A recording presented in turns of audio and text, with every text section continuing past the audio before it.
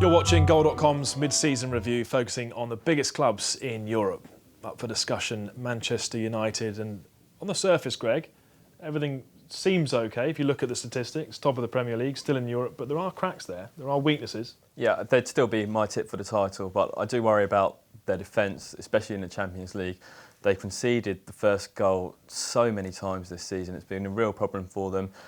They haven't had a settled centre-back partnership. They've really missed Nemanja Vidic at the back, and Fergie really needs to decide who his first-choice goalkeeper is as well. But at the other end, they've got so much firepower in attack with Wayne Rooney and Robin van Persie, and they're bailing them out of games, and they've just got so much quality, and that's why everything's looking okay at the moment, but there's still cracks, as you said. Matt, can a team rely on strikers to bail out a leaky defence? For a whole season? Not throughout the whole season, no. I mean, they've already lost games this season, which they probably, wouldn't normally. Norwich away, for instance, springs to mind. You can't keep giving away the first goal. The quality they've got, they've got them out of jail on numerous occasions. Van Persie, Rooney, Hernandez off the bench at times. There is real quality there. At the back, I think the goalkeeper situation is a big issue. I think that Sir Alex Ferguson needs to pick who he thinks is the best and go with him and say, you're my number one. Now, for me, David de Gea is that man. I think he's the best goalkeeper at United. Yes, there's been moments where he's looked a little shaky. He's a young lad. He's learning the game.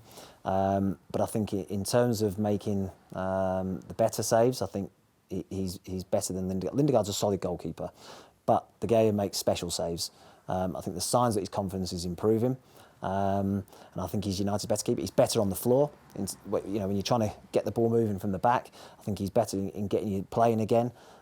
So I would say, go with de Gea. He's my number one goalkeeper, and say from now to the end of the season, you're hit. What are they missing in midfield? Well, I mean, everyone keeps saying that they haven't got this box-to-box midfield player, and they probably haven't. They've not, Brian Robson over the years, Roy Keane, Paul Ince, all these players that have got that real energy, get goals, can do the defensive side as well. They probably haven't got that in the team at the moment. I think Carrick does a great job in the holding role. Obviously, Darren Fletcher's been missing for a long period. I think Tom Cleverley is someone that's starting to show signs that he can do it and be a bit more box-to-box. But that's probably the player that Sir Alex Ferguson would have on his wish list. There's not that many of them about, though. That's the problem. I mean, certainly not the quality of Roy Keane. For the period that he spent at United, he was the number one.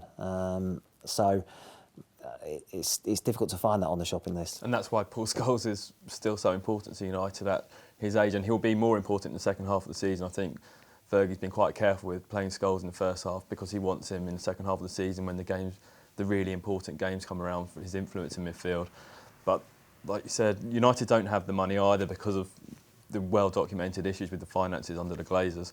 So I don't think Fergie will go into the transfer market in January. It's just not what he does. The odd player, he'll find the odd gem like Nemanja Vidic or Persie Evra was signed in January.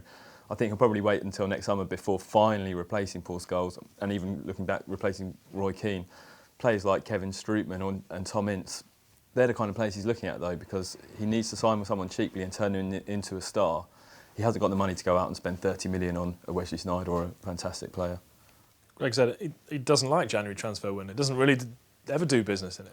No, traditionally Ferguson hasn't gone into the market in January, but when he has dipped his toe in the January waters, he's done pretty well.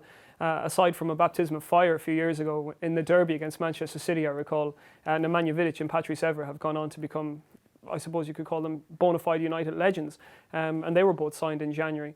I think for United at the moment, I think they haven't really had an acid test as to how good this team actually is.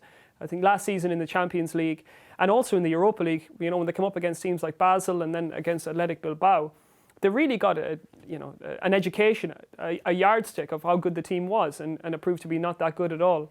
In my opinion, the standard within the Premier League has decreased maybe in the past 2 or 3 years, and the betting figures for the Champions League this year would display that. And I think United's problem is that they had a very, very easy group in the Champions League this year, and they coasted it and were through after 4 games. So if they get a tough knockout draw in the Champions League, then I could see Ferguson maybe having to address some of these issues in the summer, because up until now I think they haven't really been tested. All right, guys, thanks. That was Manchester United. Will Ferguson make a rare appearance in the January transfer window, bolster that defence midfield? For all the news and analysis, go to goal.com.